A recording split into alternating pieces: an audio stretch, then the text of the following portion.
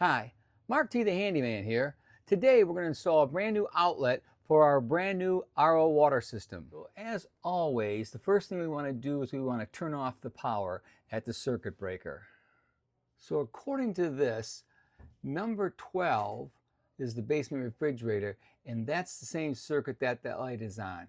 So we're going to go over here and we're going to find number 12, which is right there, and we're going to turn it off.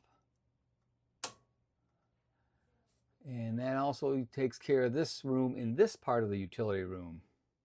As always, we want to verify that we definitely have the power turned off. Although the light bulb going off is a pretty good indication the power is off. We have the luxury of having this outlet right here, so I'm going to check the power with my meter. We're not showing any voltage, so let's get started. I mounted the box here and I've got the wires pulled. I pull the wires alongside these other wires that are already existing, and I also use the existing holes that were there. Now I just have to attach the wires over here and terminate them into this box using a Romex fitting. The wire we will be using is 14-2 with a ground wire. I'm at the new box with the new GFCI outlet that we will be installing. We are going to strip off some of the insulation, exposing the black, white, and the bare copper wire. Then we are going to do the same thing to the wires in the other box.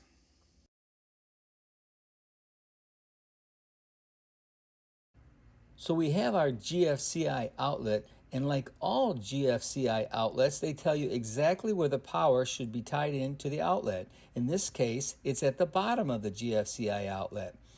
So we are going to put the wires where the GFCI is telling us. We have the black wire going on the side with the gold screws. We just push the wire in the slot provided and tighten the screw for a tight connection. Now we use the connection procedure for the neutral wire, which is white.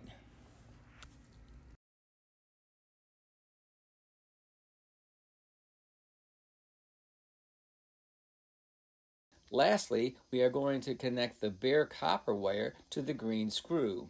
This will complete the wiring process on the GFCI.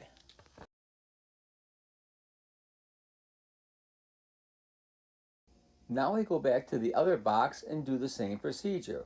We remove the insulation off the Romex and connect the white neutral wire to the white wires and the black power wire to the black wires. I'm going to strip back the insulation off both wires about 5/8 of an inch and then connect the wires with wire nuts.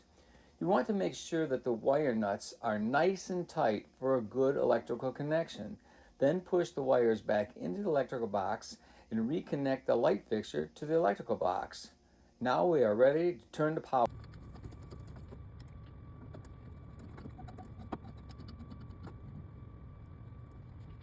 Now we are going to check the GFCI outlet with this testing tool. As you can see, when we push the testing tool into the outlet, the two red lights on the right side come on. That means everything has been wired properly. Now we will repeat the process for the top outlet. The black button on the GFCI outlet is a test button to test the GFCI outlet to make sure it will function if necessary. When the lights on the tester go off, that means that the circuit is open and needs to be reset.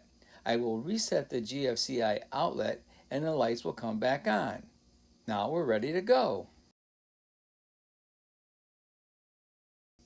Okay, we got our new GFCI outlet installed.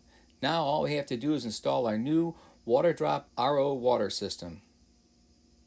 Sounds like a new video. If you like this video, give me a thumbs up or a like. If you want to see more of my videos, please subscribe to my YouTube channel. Thanks for watching.